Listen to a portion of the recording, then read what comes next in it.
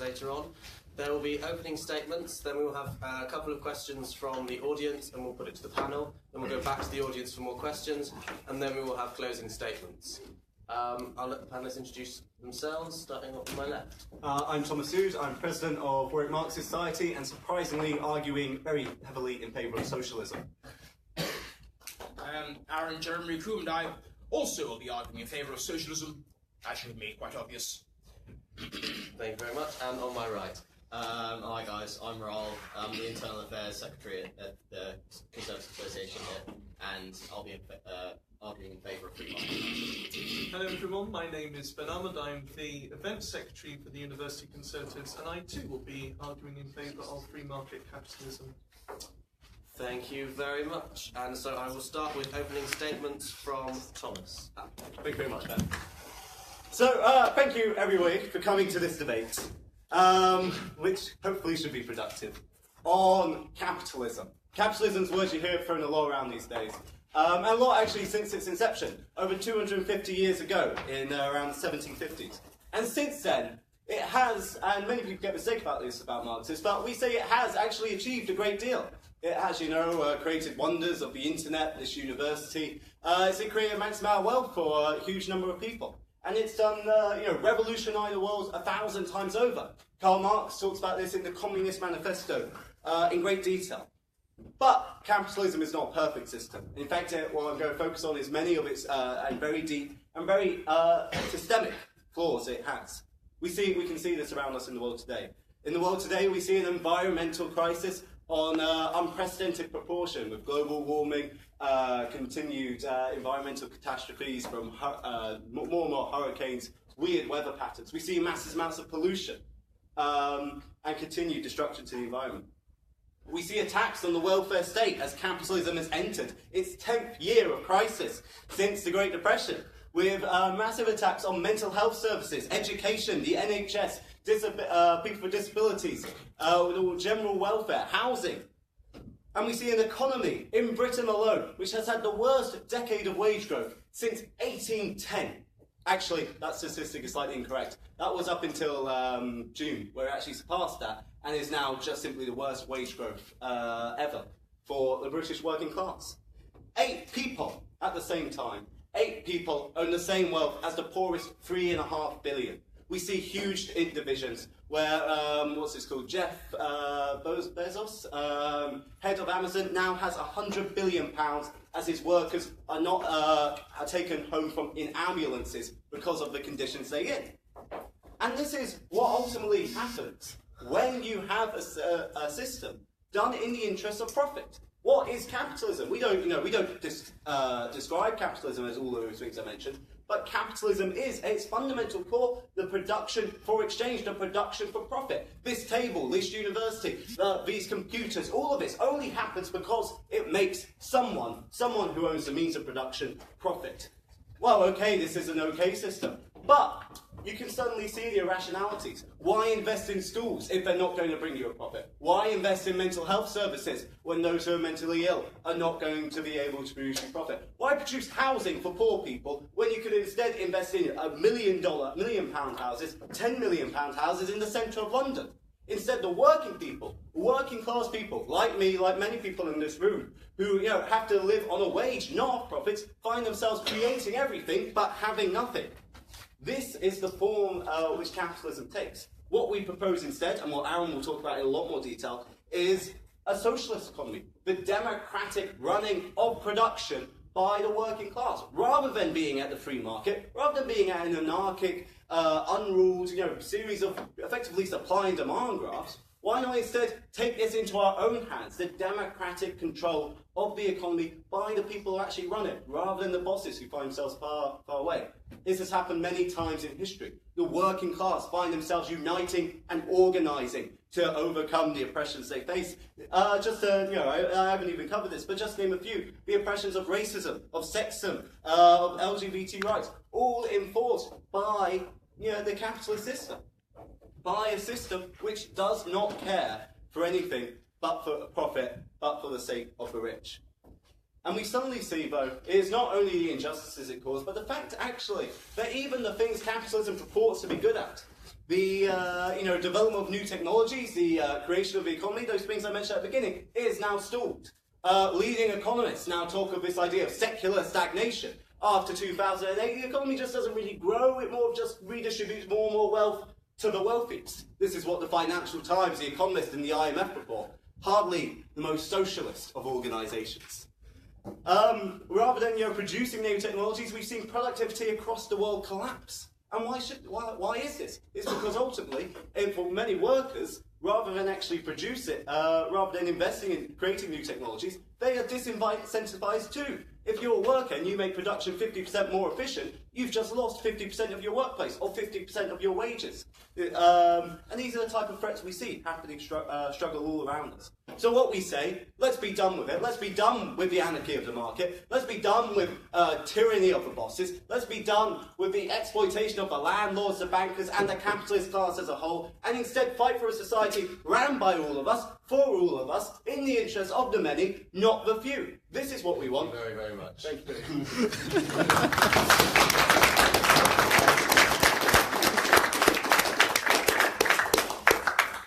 Thank you. And I will now go over to Ben. Well, firstly, a very big thank you to the Warwick Marxists for organising this event. We are very grateful to you for doing that and for all of you attending here tonight. Now, I only knew I was going to do this yesterday morning, so if at any point this speech appears to be rushed and not thought out, that's probably because it is.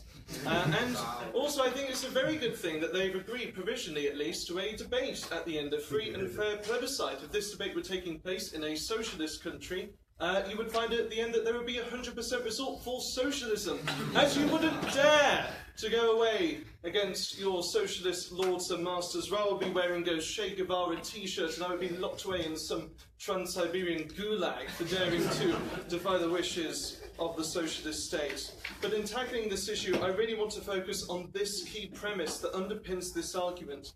Namely that socialism is a deeply immoral ideology in theory and that it is fundamentally incompatible with human nature in practice. And let me make one thing very clear from the outset. We are not arguing for this Marxist phrase capitalism as they define it so much as what we mean by a free market or capitalist, classical liberalist world system as it is known, which at its core is the belief that individuals should be free to run their own lives without having governments run it for them. We want to see a society where people and ideas are free to flourish without state censorship, where people exist in a community as members, free to be generous, free to be kind, to assist those less fortunate than themselves, and to work together as a collective rather than as slaves to a dictatorial and coercive state. People are not just some chessmen that you can move about on a board at your own whim with their dreams and desires being discarded. Individuals should instead be given the chance and the opportunity to learn and discover the most valuable ways in which they can serve their fellow man. So when socialists talk about nationalisation, redistribution of wealth and equality of incomes, I find myself asking some rather pressing questions. Namely, what right do you have to claim someone else's income as your own? What right do you have to seize someone else's property by force and claim it as your own? And what right do you have to coerce individuals into working in set industries, for set wages, for set timescales and locations? Because what right do they have to continually extort your money and property to endlessly fund their subjective utopia? I put it to you, ladies and gentlemen, that they have no right to do so. It is immoral to steal from people, even if you vote to steal from people.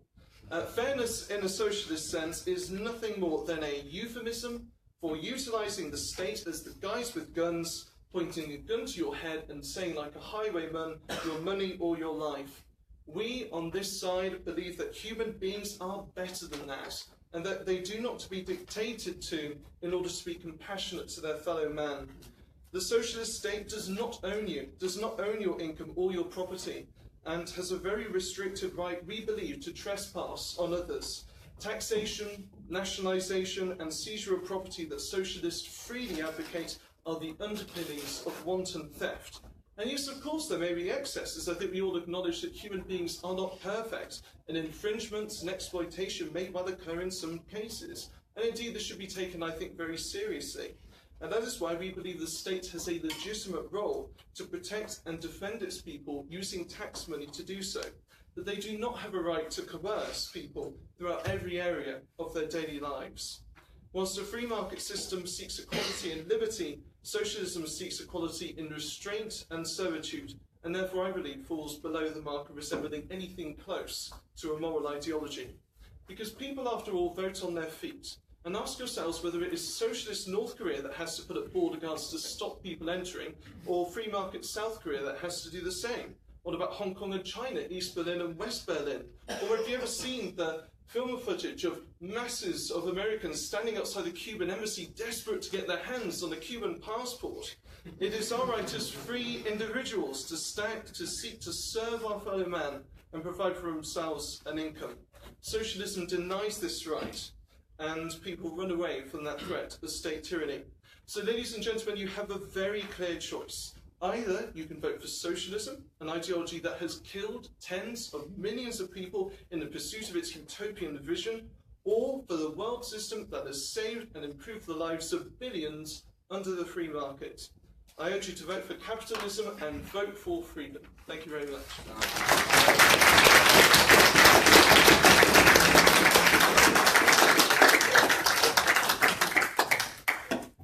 Thank you very much, and I will next go to Aaron. Friends, comrades, brothers, and sisters, we stand here in a battle of titans. Socialism pitted against capitalism. Now, who here has read the Bible? Anyone here? Yes, an interesting book with wisdom and poetry.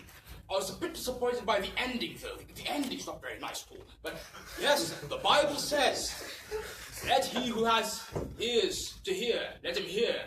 And he who has eyes to see, let him see.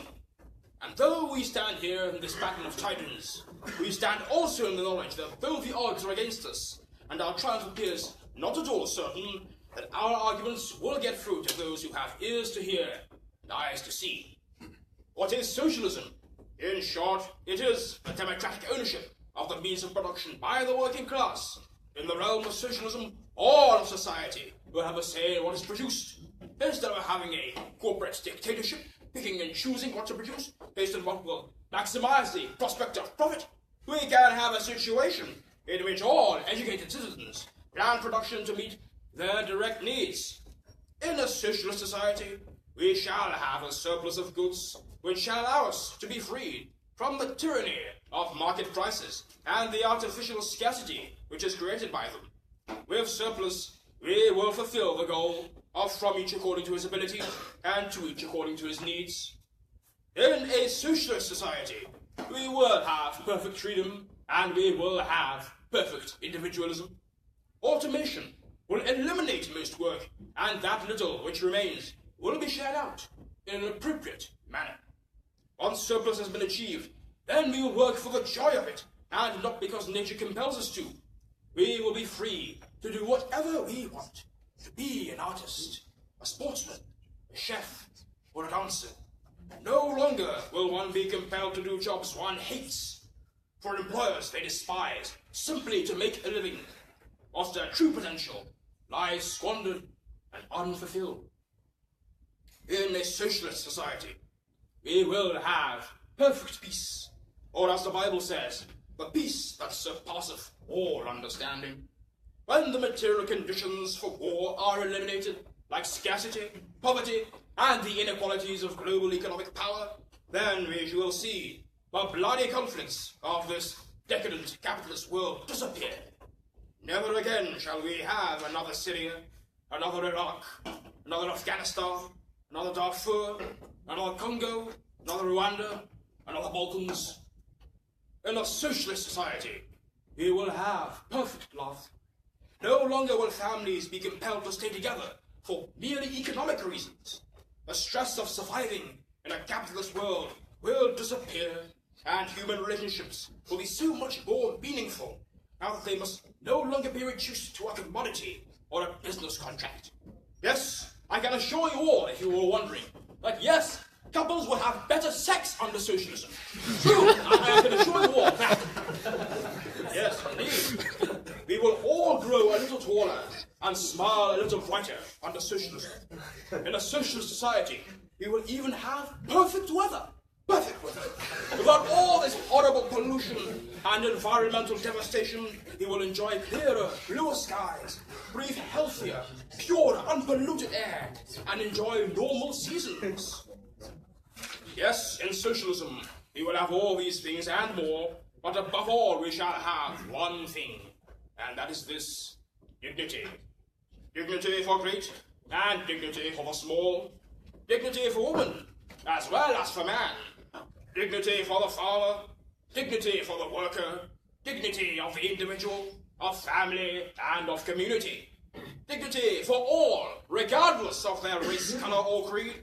It is dignity for which we fight, and it is dignity that we will achieve under the glorious banner of socialism, with Marx, Engels, Lenin, and Trotsky as our guides.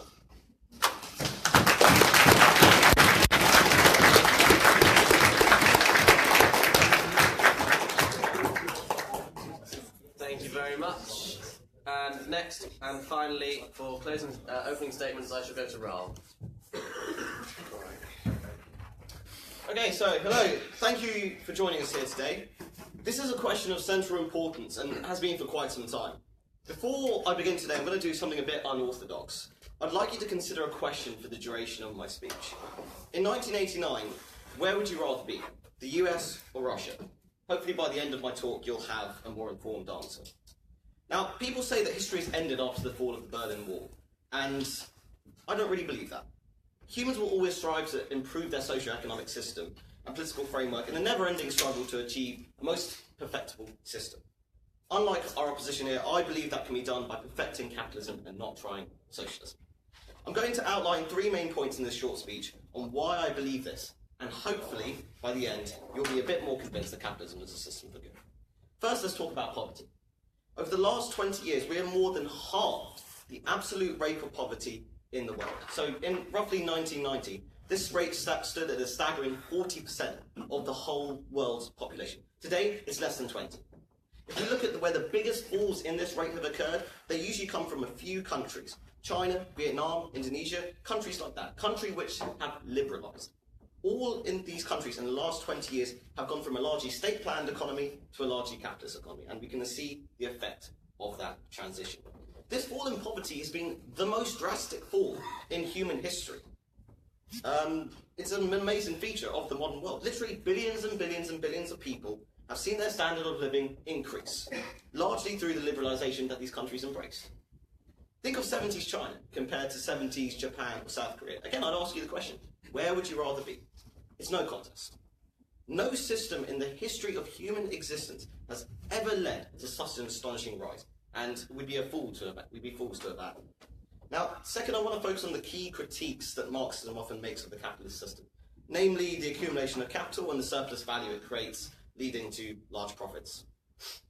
Now, this may annoy my counterparts, but all of these things are a force for good, and not bad. Capital accumulation has led to the ability to industrialise and advance the human condition. The profits that is generated fueled yet more investment and more in capital accumulation in a rather virtuous circle. Now, our opponents today will say that was all led to the oppression of the proletariat and coercion by the ruling classes. In its pure sense, yes, capitalism can develop into crony capitalism. I think we're all against that in this room here today. However, as can be seen in our modern capitalist societies, those perverse effects can be mitigated by having strong legislation that ensures the market operates efficiently and that workers are given a fair share of the pie. Look at Singapore. Look at Germany. These states provide for everyone, yet they are consistently capitalist and free market in their outlook. Totally destroying the system as the Marxists would have would mean that we could not and would not live in the society that we live in today with all of its wonders and goods that we enjoy. A society in which, through the accumulation of capital and investments led by profits in other industries, we created the iPhones that sit in your pockets. We created the laptops that we all work on and read on. This system is relentlessly pushing the boundaries of human ingenuity to the benefit of everyone in this room and everyone in the world. Something that's not really talked about when you consider capitalism. Now, if you don't believe me, then perhaps I can offer a more modern example. Think again of the question I asked at the beginning. Where would you rather be in 1989? After decades of state planning and a rejection of the market system, would you rather be in the Soviet economy? Would you rather be in a sclerotic economy? Basically having no goods, being somewhat poorly fed and somewhat poorly clothed. Or would you be an American citizen? Have a range of consumer goods to choose from. The biggest middle class in history. Reliable Ford cars to the latest iPod ancestors of the Walkman. It is this productive prowess coupled with strong legislation which allows the capitalist system to power the engines needed to make all of our lives better. And lastly, I want to touch upon why this is the case. Why does capitalism work as opposed to socialism? On paper, and certainly in philosophical terms, it seems like a good, more equitable system. However, in reality, this is never the case. They always give the argument, it's never real socialism. But why? As humans, we want more stuff. We all want to do better in life. We all have basic instincts that we cannot deny. Socialism tries to deny this. Capitalism harnesses these emotions and turns them into a productive force for good. That is why every attempt of socialism has resulted in a failed, sclerotic economy, just like the Soviet Union in 1989. I hope this will help you answer the question I posed at the start of where would you be in 1989, Russia or the US, and subsequently whether you back socialism or capitalism. Thank you very much.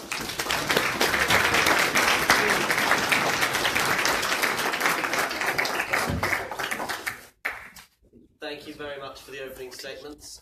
We're now going to take questions from the audience.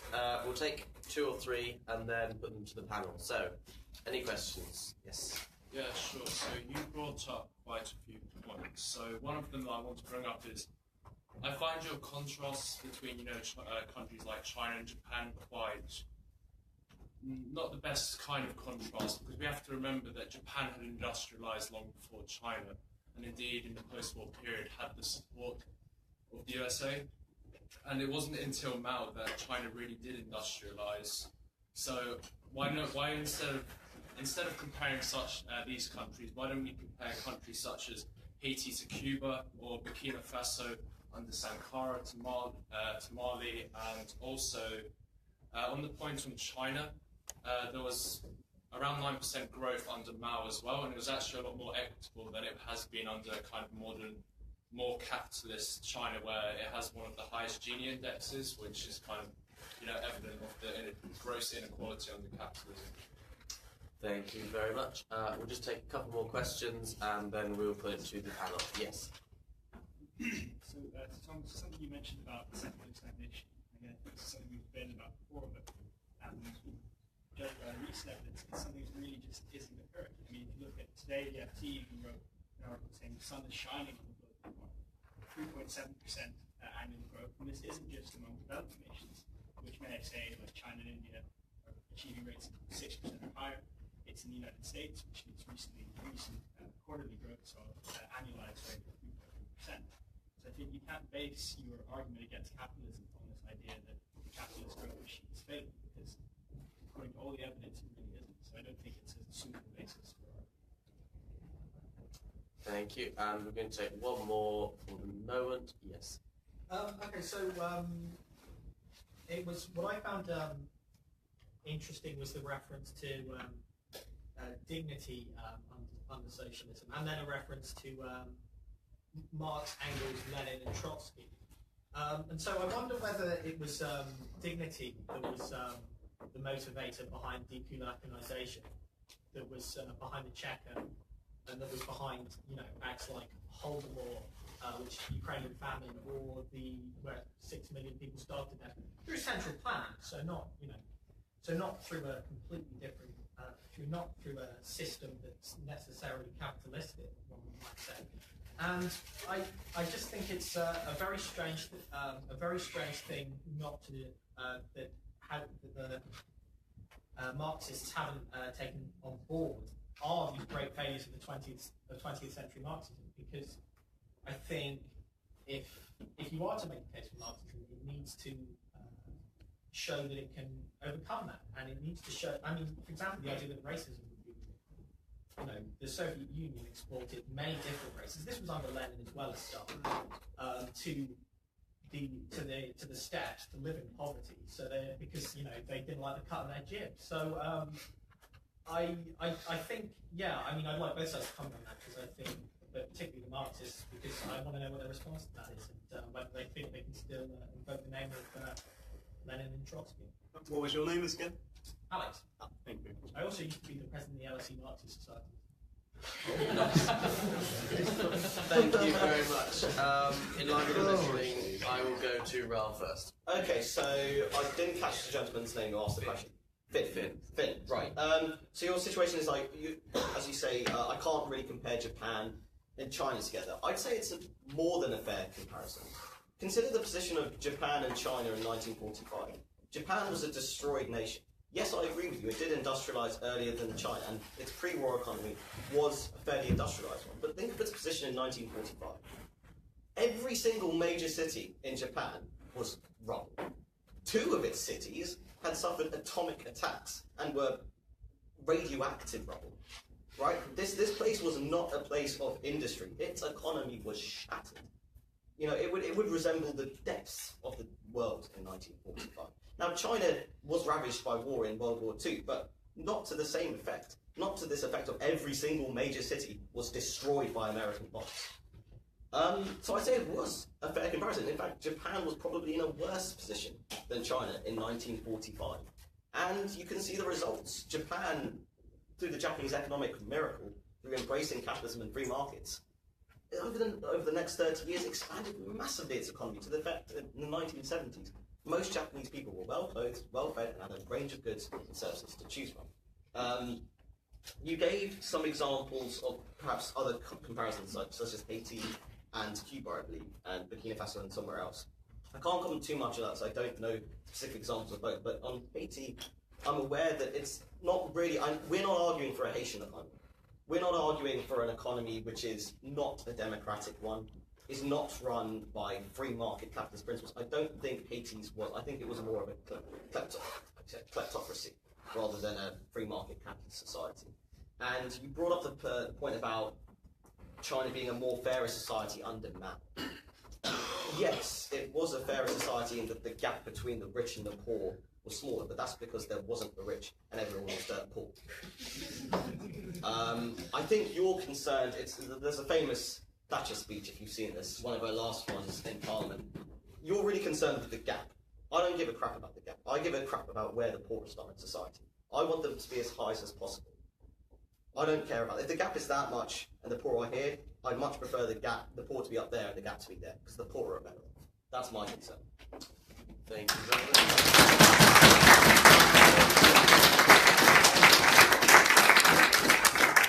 Thomas, would you like to respond to the question put to you? Oh, I'd like to respond to so many. Okay, can I just make a general point, which I feel I did miss? For those of you who are not aware, I would not say the USSR, and indeed I would say that Lenin, Trotsky, Marx and Engels would never say the USSR or 20th century socialism achieved, it was socialism. And we can look at that by the very definition that I sent out. Ultimately, it was democratic. Workers control the means of production. Now, we could spend a lot of time, and indeed if you go on YouTube, there's a 50-minute video of me talking about the USSR. But ultimately, the key thing is actually, if you look at many of these economies, we not talk. How could the working class take power when they only made up, 3-5% of the population? This is massively different than our current economies, where 95%, 99% even of the population are working class. And so, yeah, okay, we can talk about the USSR and we can have a lot of discussion about it, but I wouldn't say it is the, this isn't what I consider socialism. And it actually isn't what Lenin and Trotsky considered socialism, considering that actually many of the leaders of the USSR were the first ones they destroyed were the Bolshevik Party. Now, on point posed directly to me, very good point, and we have covered this before. Actually, whilst I did mention secular stagnation, actually, it turns out we're in a boom. This is the best time the global economy's had in like 10 years. This is the boom. This is almost the peak of the boom, actually. And yet, the worst decade of wage growth since 1750 is now actually what we're looking at. We're seeing complete collapse, the poor having less and less and less. And this is the boom years of how our modern capitalist system develops. Now, if you actually look at the predictions for the IMF, they're saying in the short term we're in the boom, but in the long term, in the medium term, none of these fundamental contradictions have been solved. And actually, we're still looking. And this is shown by the very weakness of the recovery itself. Not even to mention the massive impending threats which the bourgeois have done to offplay the crisis. Now, I do want to come back to this question that Ben raised, and it was very, very, very good. And he said, what right do you socialists have to get others to work for you? I think interesting question. We can look at that. I want to actually let's look at also what right the capitalists use to get people to work for them. What we see is that the capitalists say, hello, okay, let's say you produce chairs or whatever. I don't care. You produce chairs. You produce 10 chairs an hour. You're a very, very productive worker. Well, how about this? Like I will give you 5 chairs of the 10 you produce. And they're like, why should I do that? And they're like, because if you don't do that, you will starve. And this is ultimately, the very incentive and the very right that capitalists work. People don't go out and get jobs under capitalism because they do jobs they love. They instead do jobs because this is the only way to even sustain themselves. And ultimately, and the worst thing is, why such a gap exists, which Raoul has actually admitted, a gap far worse than even the robber barons in the 1920s. Why such a gap exists is because ultimately the value that workers produce, that workers are given what they need to survive, not what they actually produce. If you produce 10 cakes an hour, but you only need 3 to live on, well, tough luck, you're a worker under capitalism, you get 3, the capitalists get 7, and amass vast amounts of wealth, and then don't even do anything with it. Hundreds of billions of pounds in current capitalist society just isn't invested because it isn't seen. £700 billion in UK alone is not invested. It's just lying in the bank accounts of big business because it is not profitable for them to invest. Now consider that when you walk down the streets of Leamington or Coventry, where you see people who are homeless, where you see people who need wealth, where you see the poor in a terrible situation. This is the situation. And meanwhile, again, $500 billion dollars is spent globally on advertising. Consider, how useful the capitalist economy is. $1 trillion on war. Thank you very much. Now going to go to Ben, if you'd like to respond to that, and also to Alex's question on the dignity through central planning. Right, okay, so I've really got a number of small points that I'd like to make. First of all, I grew up in Coventry and Motherwell with its homeless problem, but generosity is not creating state laws that require other people's money to be taken away and redistributed. Generosity is using your humanity and sense of dignity to go and help them yourself and to go and help them individually.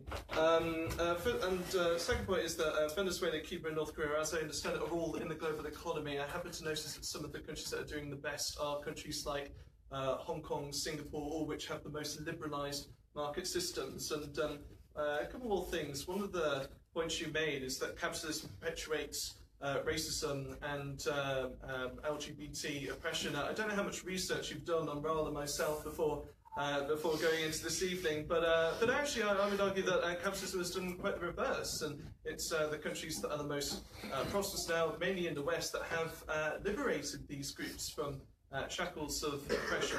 I think the final point I'd like to address is one about the war, which, I have to say, did puzzle me slightly, as both Raoul and myself, I'm sure, would have deeply opposed the Iraq war at the time, as we did do most levels of foreign intervention, and it's not an argument in itself that disproves capitalism as a system of free exchange. I think it's rather a subliminary point that doesn't really seem to have much to do with the discussion. Thank you very much. Aaron, would you like to come back on any of the points raised? I was looking forward to answering the dignity under socialism question raised by Alex. Now, we speak of the horrors of Stalinism, of the gulags, of decolonization, etc. And yet, how did Stalinism arise? Let us look at the historical context of the Stalinist regime, not only in Russia, but also the other totalitarian regimes which claim to be Marxist or socialist that arose in places like North Korea and China. These countries were backward. So backward, in fact, that India and Pakistan today would be more advanced than they were. Why did these bureaucratic tyrannies arise? Because they were so poor, so backward, and they could not possibly hope to build socialism on their own. Lenin knew that there was no way that Russia in 1917 was going to build socialism anytime soon. The only way that socialism could be constructed would be if socialism spread throughout all of Europe and the entire world. He supported international revolution, and that was why he dedicated so much time and energy to supporting not only the Russian Revolution, but also socialist revolutions throughout Europe. We saw uprisings in Italy, in Germany, in Spain, in Hungary even. And what happened to these rebellions, these revolutions? Well, they were brutally crushed by fascists. And because they were crushed by fascists, we did not see a socialist Europe. Instead, we saw the spectre of fascism and Stalinism, which resulted in the horrors and bloodshed of World War II. Now, if those socialist revolutions had succeeded, if in Italy, where they had Gramsci and Bordiga succeeding, in Germany, where they had Rosa Luxemburg succeeding, if in Spain, we had seen the Marxists there succeeding, George Orwell and his pals winning the war instead of being brutally crushed by Franco and his friends, the world would be a much better place. We would not have had Hitler. We would not have had the growth of a Stalinist bureaucracy. Indeed, I would go as far as to say that fascism helped give birth to Stalinism, and that the two feed off of each other very well, if you look at the history. Thank you very much. I will be cutting anyone off if they speak for more than 2 minutes in response to this, so we can get through all the questions. In direct answer to the dignity question, I'd just say this much. The capitalist society gives you dignity. It gives you the dignity of simple things. Earning a pay packet, taking it home to your family, putting food on your table, being respected as an equal member of society. The dignity of choosing what you want to do, when you want to do it, and how you want to spend your money, and no one telling you otherwise. So I think dignity, yes, the capitalist system offers another one. Thank you. So specifically with regards to the jobs thing which Tom raised, who here has a part-time job alongside their studies? Okay, so quite a lot of you, this includes me as well. Now, the power which my boss has over me is to sack me. If there is any kind of grievance which he does against me, whether it be physical or verbal abuse, I can get redress of grievance in a court of law. The power which even the minorist, well, minorist isn't a word, but even the most minor government bureaucrat has is to control every single aspect of your life uncontrollably. I think there is a huge difference between the two. And the second point is over income inequality, which is largely, I think, irrelevant because I'm far more concerned about the absolute condition of the poor. So, and what this doesn't take into account is income mobility. So it pretends that the people who are poorest in 1 year will be poorest in the same year. People who are richest in 1 year will be richest in the same year. And let me just give you one study which came from the University of Michigan that found that households that were poor in 1975, out of all of those households in the poorest 20%, over 95% of them were no longer poor by 1991. This was in the United States. So the story of the 20th century is, yeah, the rich did get richer, but the poor got even richer than they did. And as well with absolute poverty declining as well, such a huge success as India and China opened themselves up to the world, stopped with the border tariffs and embraced the free market system. Thank you very much. And so we shall go back to the audience now if you have any questions. Yes. Yeah, hi. I just wanted to... Will you start with your name, please? I'm Kieran, by the way. I just want to pose a question to the Marxists. Everything that has been said has either been spoken in future tense or there's been a denial that every single example of socialism in this world has been socialism. And the problem with Marxists is that you define everything in terms of economics. So you may point at Maoist China and say, well, Mao did industrialize China. Was it worth the tens of millions of deaths? I would actually like you to name me an example of a socialist country which has achieved any form of economic progress without a mass genocide. Because I could run through a list now: North Korea, Vietnam, Venezuela at the moment, huge government, start of Russia, the Soviet bloc, the whole of Eastern Europe, huge socialist bloc, which was inexplicably tied to human rights violations. Now, at the same time, can you really justify the one example of Maoist China in the context of however many lives were lost? That's my point. Thank you very much.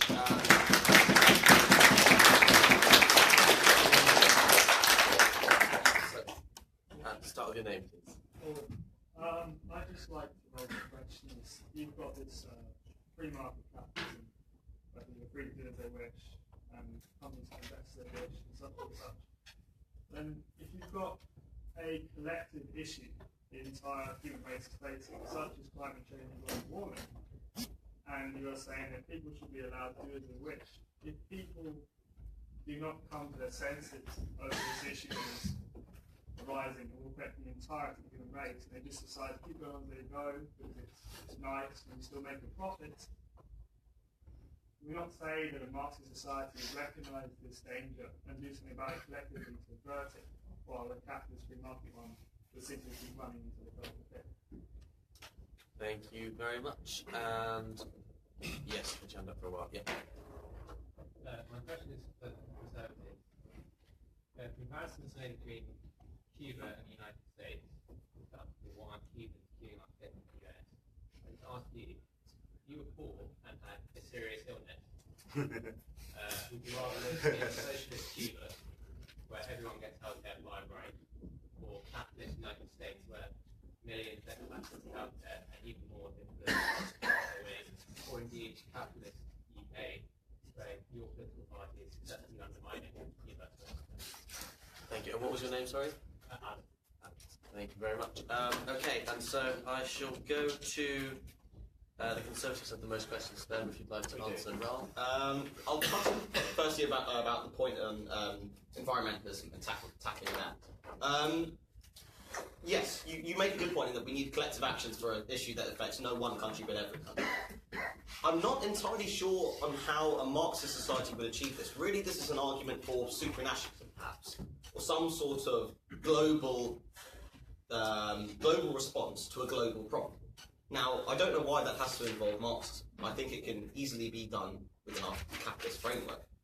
If anything, I'd say that the capitalist free market economy has the ability to create and engineer a lot more interesting things that can solve our environmental problems than a Marxist society can. I'll bring you back to the point of ingenuity. Human ingenuity is harnessed by the free market capitalist system. I hope I've convinced you of that in my talk. Think of solar panels, think of electric cars. Where are these coming from? They're coming from Silicon Valley. They're coming from brainy experts in China. They're not coming from Venezuela, unfortunately. These are the things that will solve oil. I agree, we need more global action. That does not mean global Marxism. That means possibly more international decision-making, and not global Marxism. Do I have time for the other point? The point on universal healthcare. I'll say it again, we are not arguing in favour for a purist free market economy. We obviously see the need to provide people with healthcare. And the only way you can do that, mind you, is through having a strong economy, I'd say.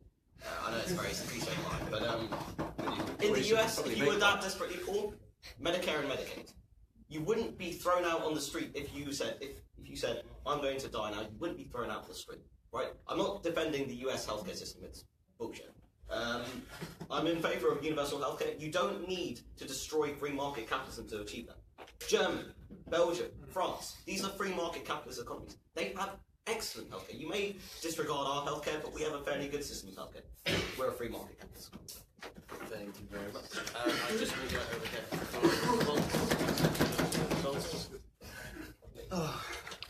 Okay, so there are key points. Where did it come from? Yeah. Okay, so again, I mean, I can continue saying this, but again, what is socialism? It is democratic working people. And, okay, you made a good point. Okay, you've only spoken in the past, disregarding the past, and then talk about how good the future could be.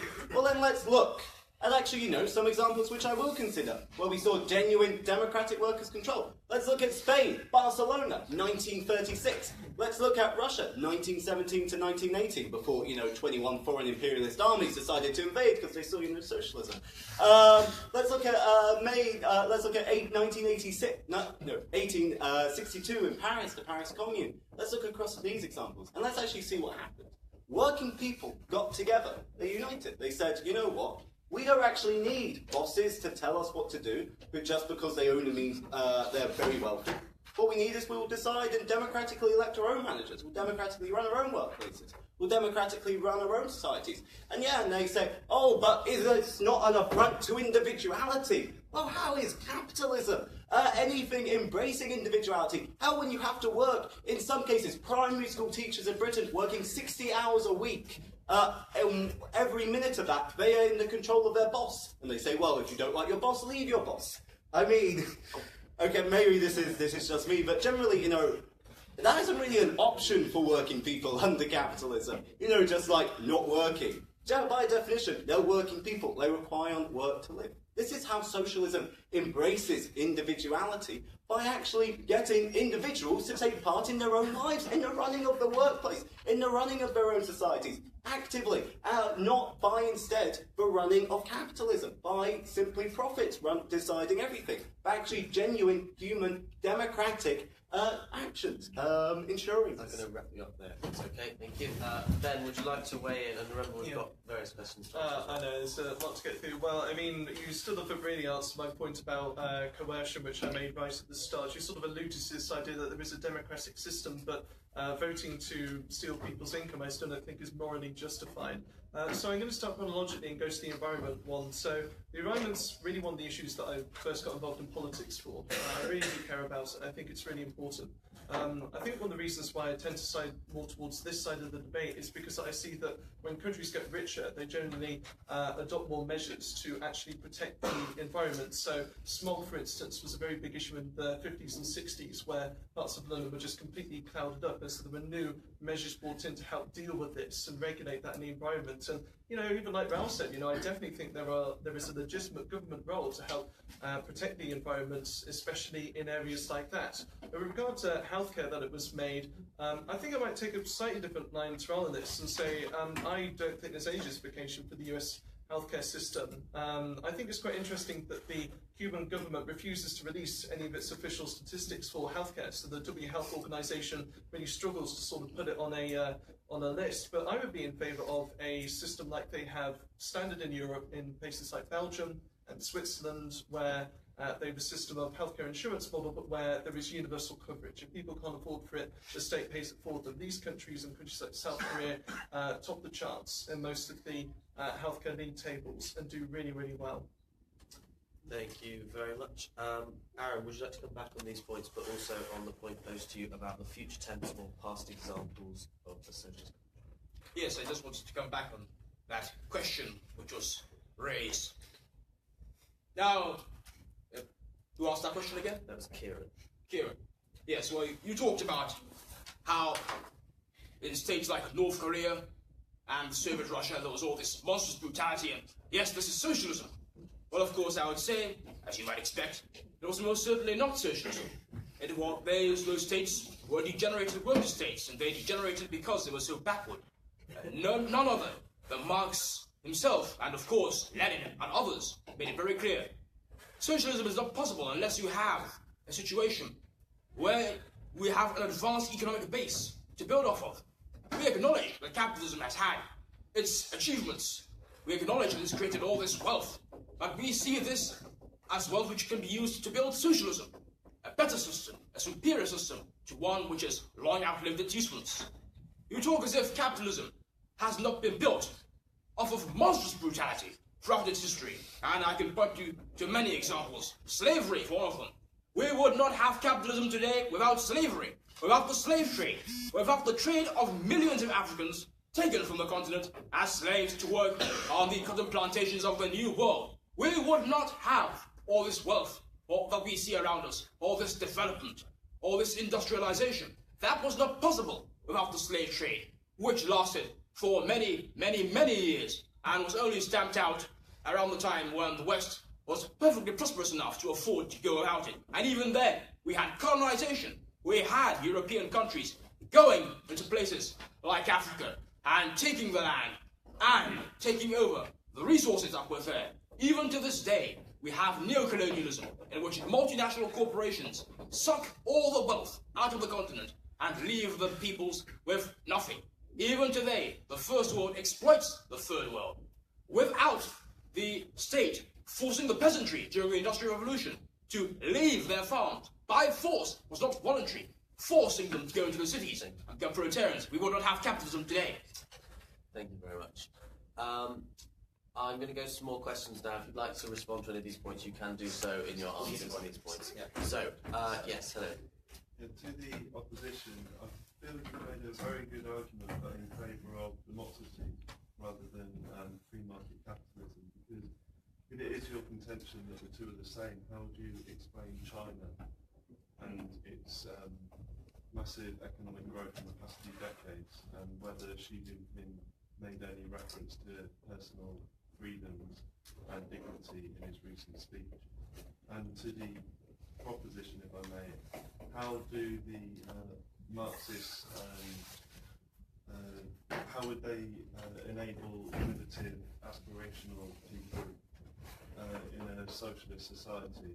For example, a budding umbrella salesman, if there's perfect umbrella. Thank you.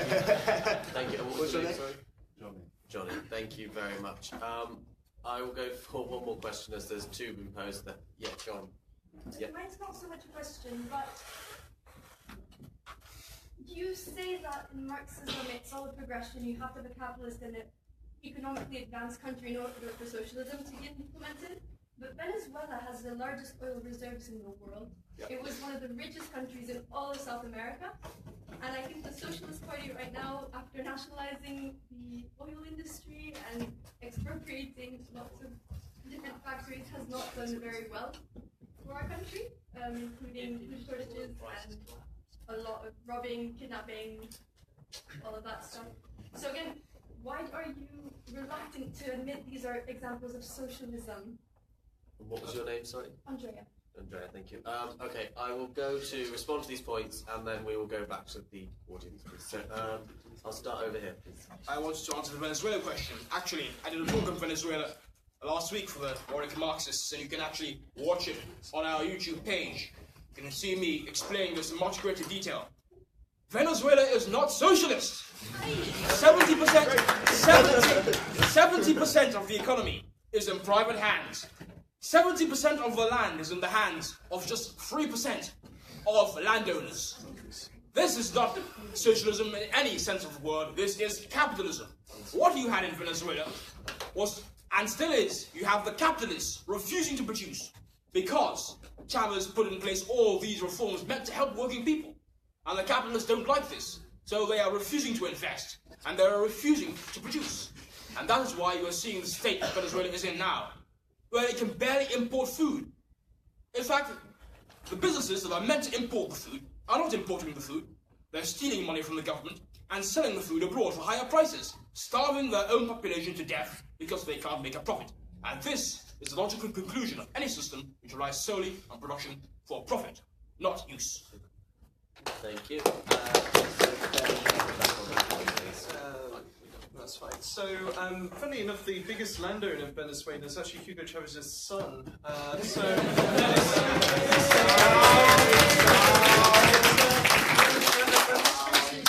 A pattern where they say, oh, this wasn't real socialism. Well, if you look back at some of the reports coming from Britain by British socialists in the 20s and 30s, they were very much in favour of what the Soviets were doing in Russia. The same is true of Cuba. And in Venezuela, I noticed recently Jeremy Corbyn had instructed his assistant to go back deleting all the articles he made praising Venezuela. So when it all goes pear-shaped, they abandon it and say, oh, that wasn't real socialism, despite praising it at the time. Now, with regards to the democracy question, which was levelled at me, I think, democracy is a necessary condition for freedom, but it is not a sufficient one. Yeah, I never made that statement. I never said that wherever you have democracy, wherever you have capitalism, you have democracy.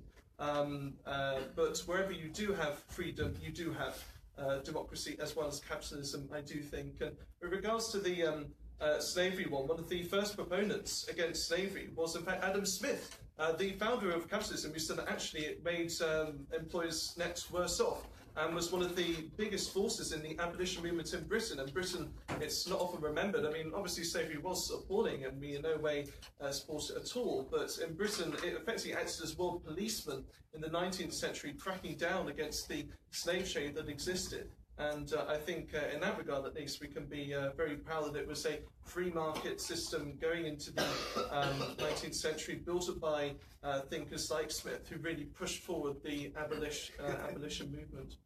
Thank you. And to go to Thomas next. Thank you. Oh, thank you very much. Okay, so just on this slavery point, I think it's a very interesting perspective that the British ruling class liberated the, African American communities and the slaves. Not actually the Haitian Revolution, where slaves united, overthrew their landlords and masters in the numerous slave revolts you had throughout the Americas. This wasn't, slavery wasn't ended because some, rich white aristocrats thought, you know what?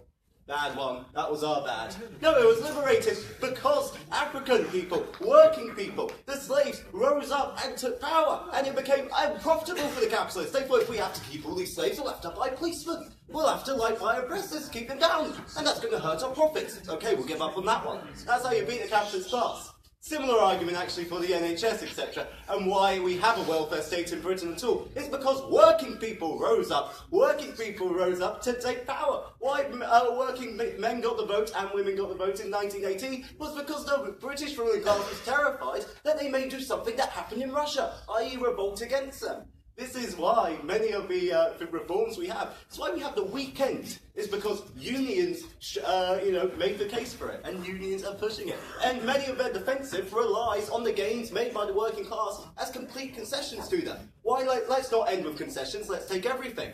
But, let's go back to the question of just very briefly on Venezuela. They say, well, now it's doing badly, it's not socialist. Let's just go from an article in Fox News. Venezuela, not really socialist, it's capitalist. That's Fox News for you, saying that Venezuela is capitalist. I mean, that's pretty objective. But okay, or just look at actually many perspectives written by the International Marxist Tendency when the Venezuelan Revolution continually happened, continually showing the limitations of, despite a progressive revolution, still limits and reforms. Similarly, Trotsky and Lenin made these same statements about that. Now, just on the innovation point, as this is a really interesting point. Okay, I accept capitalism. Really, 10 seconds. Okay, basically, again, I come back to this point. Yeah, on capitalism, it's really good if the capitalist innovates. If 99% of the population, the working class, innovate, they usually find themselves out of a job. And actually, this is why capitalism fails to innovate. It fails to let the entrepreneurs up unless you're rich. And so I will go back to you, and then we can go back, because make sure you need to respond to Johnny's question about how do you enable aspirational. Aspiration. Yes. So right. It's never real socialism. I'm sick to bloody death of hearing that phrase. It's never real socialism. Right? Okay. From our side, we can offer you good examples of free market capitalism working for everyone. I've already listed a few of them right now. Singapore, South Korea, pretty much most of Western Europe, right? North America, to a large extent. If you think that these societies are not equitable enough, think about Singapore. One of the most free, equal societies and a free market capitalist society, and rich as hell. We can offer you good examples of good free market capitalist countries, right? Countries where people are clothed well, they have a large choice of goods, quality goods to buy, and they're innovative as hell. They cannot offer us not one example. It's because, in theory, every single time it looks good at the start, but it never turns out. If so many countries in the world have tried socialism, I think we can both agree that. They would say it's failed. We would say it's failed because it cannot succeed. Right? If so many people have tried a system and it fails every bleeding time, well, it's not a damn good system then, is it? Right? We do have some failure capitalist countries, I will admit that. But think of the amount of successes and think of how successful the countries are that make a success of it. Consider that. And please, can we get past this debate of it was never real socialism? Like, we will admit to the capitalist failures, but we will take credit for the capitalist successes. They won't take credit for anything, and they won't admit. Thank you very much. And so, Aaron, we'll go back to you and make sure you answer Johnny's question, and you'll put Britain. Aspiration under socialism. Oh, there's plenty that one can aspire to under socialism. You know, aspirations are so much more realistic in such a society, in which you don't have to sell yourself to a capitalist doing a job you despise, but you can do what you want. You have perfect freedom. You have perfect individualism. You can do whatever you please. You can be a chef, a dancer, whatever you want, singer even, a novelist. And you will have plenty of leisure time to do this, because you will not have to work for a capitalist. You will be able to work for the joy of it. That is a wonderful thing about socialism. That is why I am fighting so hard to achieve it. Under capitalism, there are so many stuck in unfulfilling jobs that they hate, working many long hours to make some capitalists wealthy. But under socialism, then you have true individualism, because the leisure time afforded by things like automation will create an arena of freedom in which we can pursue the things that we really want to do, and we can excel in those things. And I would really recommend that you read Oscar Wilde's The Soul of Man Under Socialism, in which he goes into great detail about just how this would work. He would certainly put it in a much better way than I have. in what little time I do have, I also wanted to quickly get back at this whole myth of the free market. Under capitalism, the most successful capitalist countries have not been successful because of pure free market economics. South Korea had 5-year plans. South Korea, unbelievable, isn't it? Japan industrialized because of state intervention, protectionism, import substitution. Let's use the most famous example, Britain during the Industrial Revolution. We destroyed India's industry through imperialism, through the East India Company, to make our industries better. That's how we became a successful capitalist economy. Even China still has heavy state intervention. I could give you loads of examples of these so-called wonders of free market capitalism, which have always required the state. Thank you very much. So we'll now go to the audience for questions. Okay, I'm going to take some from over here as I've neglected it for a bit. Yes, hello. Hello, me. No, sorry, the person behind you. Okay. And your name. Sorry, I'm sure I'll come to you next. Ladies and gentlemen of the audience, before I ask my question, I'd first like to repeat something that was said by the Marxist president earlier. Let's not settle for concessions, let's take everything. I won't comment on that, I'll just leave that there. But he took it all from us. The rest of what I have to say. I'd like to ask our comrades here whether underpinning a credit creation system that provides trillions of pounds of investment into the UK economy is really £700 billion sitting doing nothing, as you've asserted. I'd like to ask on what basis you seem to be asserting that everybody hates their job. I don't know about anybody else in this room, but I'm quite fond of mine. I'd like to ask why leaving your job means that you have to be jobless in the context of an economy in which we have more jobs than we ever have before, and indeed where we have 780,000 jobs unfilled. And finally, Mr. Chairman, if socialism were to be built on capitalism, as our comrades here have suggested, would socialism not then too have been built off the back of, as they themselves put it, monstrous slavery or neo-colonialism? Thank you. Thank you very much. Your name? Todd, sorry. Right, I got that. Thank you. Yes. Hi, I'm Neil. You mentioned the kind of basic argument that leads into taxation is fair. A lot of people will agree with that, and to a certain extent I will as well. But can we look at the basis of capitalism, which was land enclosure, which was feudalism? It wasn't capitalism, but it's the basis, the property. And you say we must defend property, we must defend income, we must defend wealth. But whose right is it to say, well, this land is yours, that land isn't yours? That's the basis of capitalism, under which you claim property is yours, and you get wealth from that. So, for instance, you have a mine, and you own the mine, you mine the mine, even if you do it yourself, you have then taken that property, you've taken something that wasn't initially anyone's, you claimed it as your own, and then you expropriated that wealth from the land, from the commons. Socialism, in a sense, I imagine will reply in a different way to this. But surely the basis of capitalism is land enclosure. You can't say taxation is fair if capitalism was fair in the first place. You need to address this problem of the enclosure of commons if any system is going to move forward. Thank you very much. Take another question. Yes. Oh, I'm Richard. A question for you. You were saying that under socialism we'd be able to work shorter days and we'd be able to do what we wanted to become chefs, dancers, musicians. But wouldn't that make for a very highly inefficient economy if the supply of labour was only chefs, dancers, and things that we wanted to do? Okay, thank you very much. And I shall start with the Conservatives, please. I'd like to come back answer that question about property rights. I think it's a fascinating question. If you've ever read people who talk about the justification of property, John Locke in particular, it's a really, really interesting question. I'd say one thing, in that I see what you mean, all property has its roots in theft, essentially. In that respect, intrinsically you are right, in some respect. That's a weird thing, you wouldn't think someone like me would admit that. But yes, essentially, if you look at certainly the UK, most private land was gained through enclosure in the Middle Ages up until the 15th, 16th, 17th century. My justification for property is not really based on its historical legitimacy. It's based on the fact that our economy and any economy in the world needs property rights to function. That's because when you implement property rights in society, you get a massive uptick in productivity. So if you look at enclosure, it's really, really fascinating historical debate about this. After you had large amounts of land enclosed, what did you have? You had property rights. People who cared about their land because they owned it. What did that mean they used? They used it more productively. They used it more efficiently. They made more from the land. And this is Locke's justification of property itself. The initial acquisition of that property may have been on unfavourable terms, and that's why I think we have a redistributive element to our taxation system. Wholly right. But to have a society where you don't have property rights, it will just lead to the tragedy of the commons. Or a system where you can't produce enough for everyone to live upon. That is the reason why I support property rights, not because of its historical legitimacy, because of its productive potential. Hope that answers your question. Thank you very much. And now we'll go to the Marx.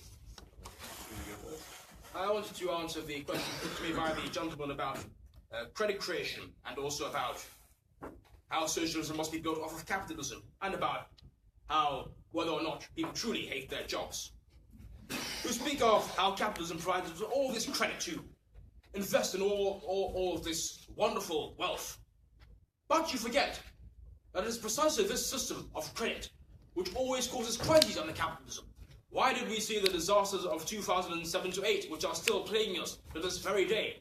Because the capitalists were only too happy to provide loans, generous loans to their fellow capitalists, as long as they thought that there was a chance of them making a profit.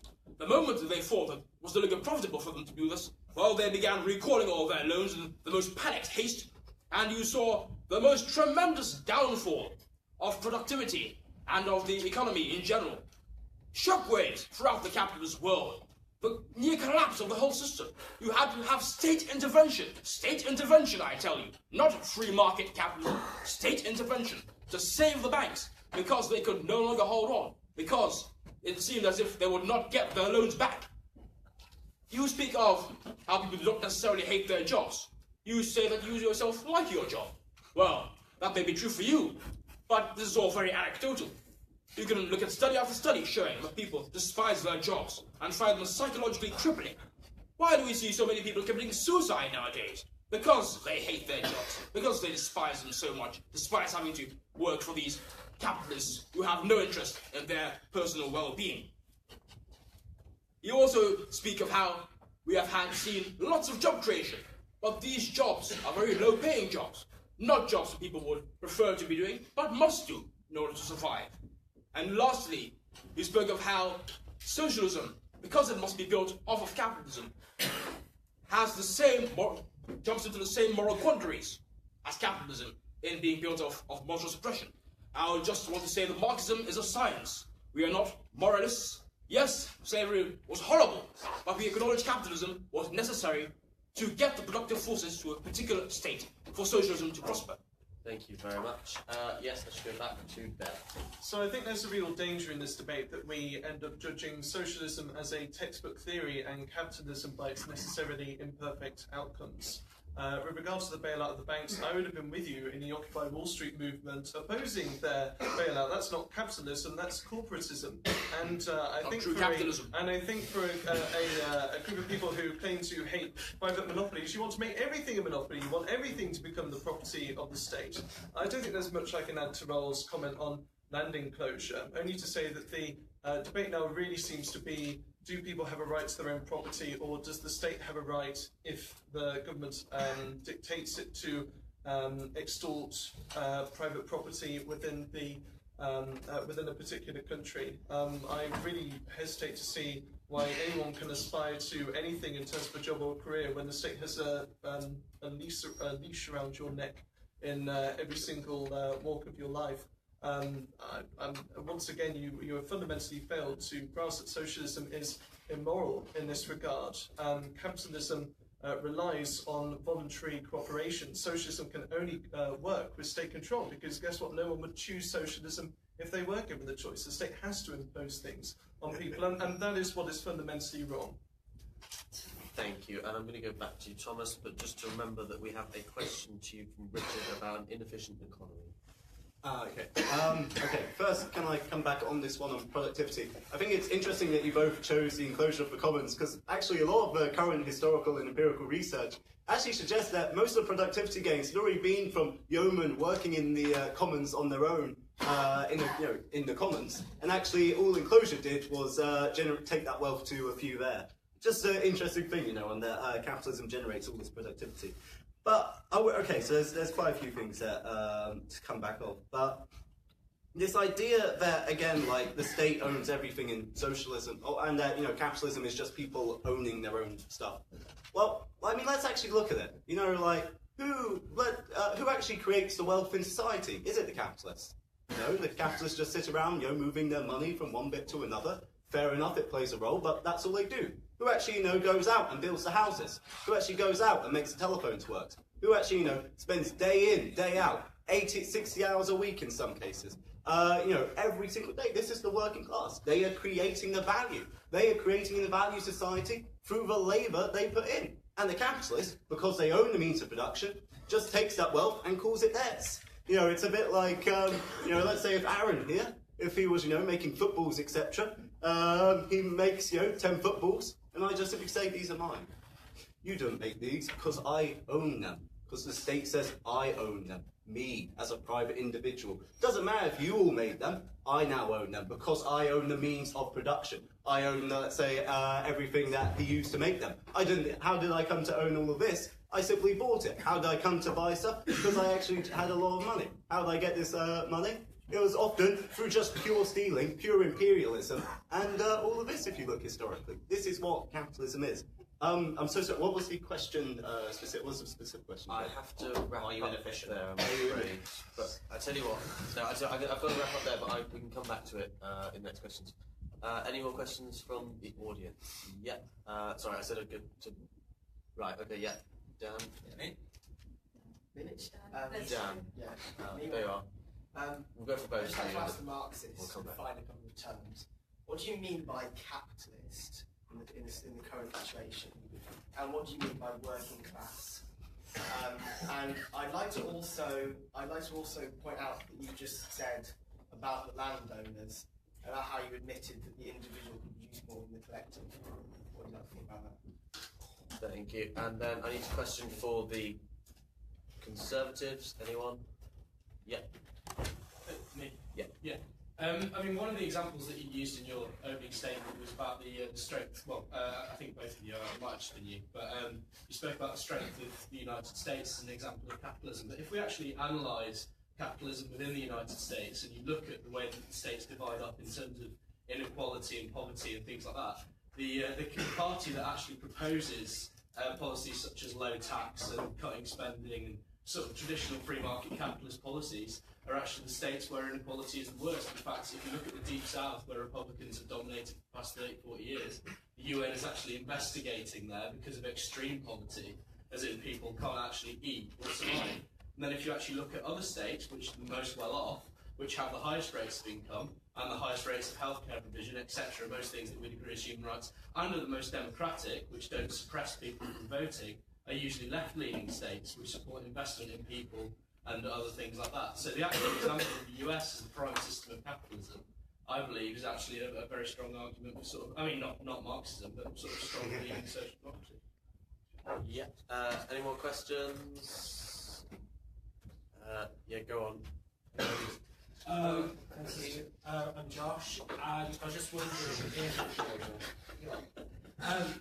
wondering if everyone under socialism would be doing the jobs that they enjoy or want to do, then what about the jobs that nobody wants to do but are necessary, such as cleaning the sewers and all these other things that automation can't possibly fix? So what would be done about that? We're just going to live in swamps of human excrement, or what? Thank you very much. Okay, I think we can go for one more question, preferably one to the Conservatives. Yeah, go on. Right, I'm Alex. So, let's take a look at the point we're making about technology advancements, yeah? what actually makes them is not the brains in Silicon Valley, it's not South Korea, it's not Singapore. It's the poor people in sweatshops in third world countries that are being worked to death in unreasonable hours and don't have the luxury we have in the West to unionize and actually demand their rights, right? So, because they'd get instantly fired. And you might say, well, they can go somewhere else. But everyone will treat them the same, because that is what capitalism does, if it is not heavily regulated, right? So, my question is, who is capitalism for? Is it just for the West and the rich, the rich countries that abuse the West in this neo-colonialism, globalization-based colonialism? And if it wasn't the case, do you still support capitalism? Thank you very much. I should start with the Marx. I just wanted to answer Josh's question. It always gets to this point when I debate with people who support capitalism. It always gets to the point, who will shovel all the shit on the socialism? It always gets to this point. I don't really know why. I seem to have a big obsession with this. But yes, of course, under socialism, there are some things, jobs, which will be unavoidable and unpleasant. But what will we do? Well, when the working class democratically own the economy, they will be able to share out unpleasant tasks like feces collection in the manner that means that people have to do it as little as possible. So it will minimize the extent to which individuals actually have to perform these rather unappealing tasks. But the idea that without capitalism, we'll all be swimming in our own feces is a dreadful slur upon the human race. We are more than capable of clearing away our own shit under socialism, and I can guarantee you that we will not be swimming in our own feces, we will not be drowning in excrement. We will, as responsible, decent, civilized, working class individuals, deal with this in an appropriate manner.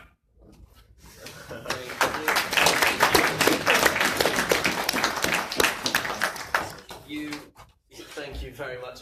Yes, Ben.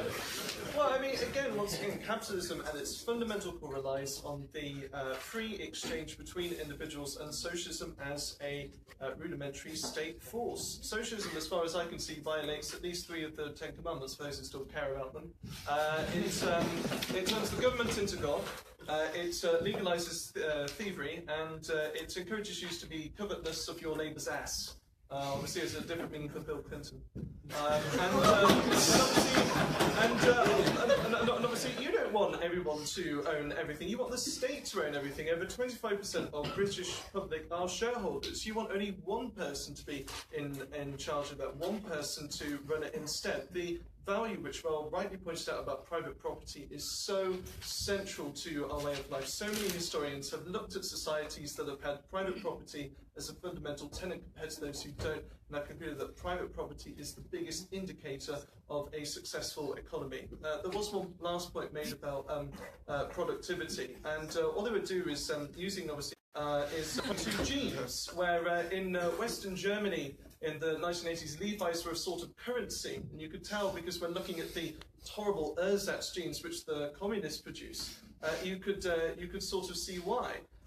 Because ultimately socialism cannot produce goods and services for individuals if it cannot collate the information that individuals want. We reward businesses that produce goods and services which we wish to acquire. And under socialism, it's essentially top down. People talk about us as being a trigger on economics. You want the state to control everything. We're actually the bottom up people, wanting individuals and entrepreneurs with ideas and hard work to actually start businesses, come up with new products, new innovations, new ideas, and put them to the market. We don't just want one state planner organising for all. We want many people being able to start up businesses and trade for themselves. He doesn't wear jeans. Right, okay. We'll go back to Thomas, but just for a moment, can you please answer the question of defining capitalism and working class? Okay, I'll answer the question directly. That's quite a nice one, actually.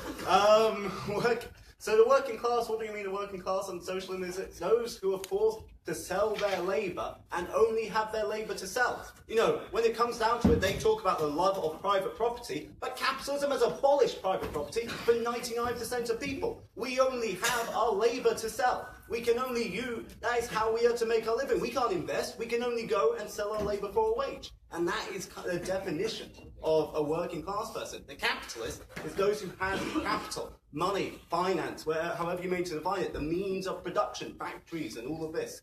And they have that because of their private control of use, justified by the state, justified by the police force, etc. They, they can basically ensure that only certain people can use it, and they can only they can keep the products which are produced from that, and give the working people as little as possible from it. There was another point I was going to mention, and it's completely slipped my mind. Efficiency. Wait, pardon? Efficiency. No. In which case, brilliant. I can answer the two questions. Wait, okay, go on. If you can answer the questions, but you have a minute. I can answer them after. You have a minute. Oh, right, okay. Okay, about Republicans winning in southern states and them being the more poor ones. I think that's more to do with the cultural side of politics. Those states identify with social conservatism, which I certainly do not, and that's why they vote for the Republican Party, and the more liberal-leaning states in the northeast don't, and therefore they don't. I'd say the US is still a good example of a free market system that has succeeded. Just look at any factor. The vast majority of people in the US have an unimaginably better life than most people in the world. Yes, they do have a problem with some of the abject poor. That's a very small portion of their population, and that is a problem. I think that can be fixed within the capitalist framework and not outside it. Secondly, Alex, your point about sweatshops. So, yes, 15 seconds, right. I'd say that, yes, there's a problem that these places don't have protection. I can talk about it more outside, but sweatshops represented a slight improvement on their initial position as subsistence farmers. I agree, it's not good enough. It's not good enough. Social protections are needed, but that can be worked within the free market capitalist system rather than Marxism. I think you're arguing for social democracy and not Marxism in that respect. Thank you very much, and I will go to you for a minute to answer, and then we'll go to closing statement. I do remember my point. I forgot because I feel I've answered this several times, that they continue to associate socialism with simply one man planning everything in a in a boardroom or wherever that is. But they mistake. That's capitalism. That's how our current capitalist economy works. It's just there's about 8 of them. They're all really rich. Now, how does socialism work? Socialism is working people coming together in democratic communities, in workers' councils. Let's say how would Warwick work if it was under a socialist economy? Workers, staff would come on board.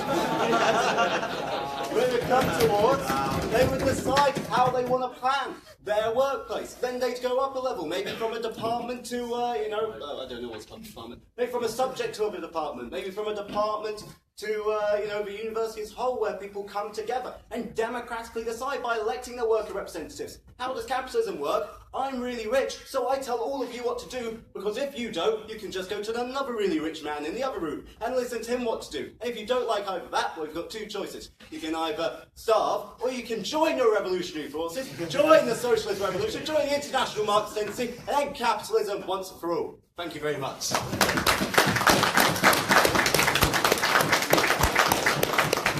We will now go to closing statements from the panel in reverse order, starting with Ralph. You have 2 minutes. Right, I haven't really prepared anything for this. Let me go over a few of the things and just refute a few of the things they said. Firstly, Marxism is a science. I really take issue with this, and this stems I think, a lot of what the left have a problem with. Sort of moralistic snobbery. None of this is science, right? Chemistry, physics, they're sciences. They're empirical sciences. That's why you've seen a rapid advancement in chemistry and science, to the fact that we now have phones, when 100 years ago we were writing on parchment, right? That's a science. This is a social science. I really, really hate when leftists claim that, oh, we're empirical and we're moralistic. No, you're not. You're just the same as us. You're trying to work with inherently irrational people, not rational numbers, and trying to come up with a better system. So I really hate when they say they're empirical. I'll go to more closing statements now. So I think you've heard both cases put quite strongly.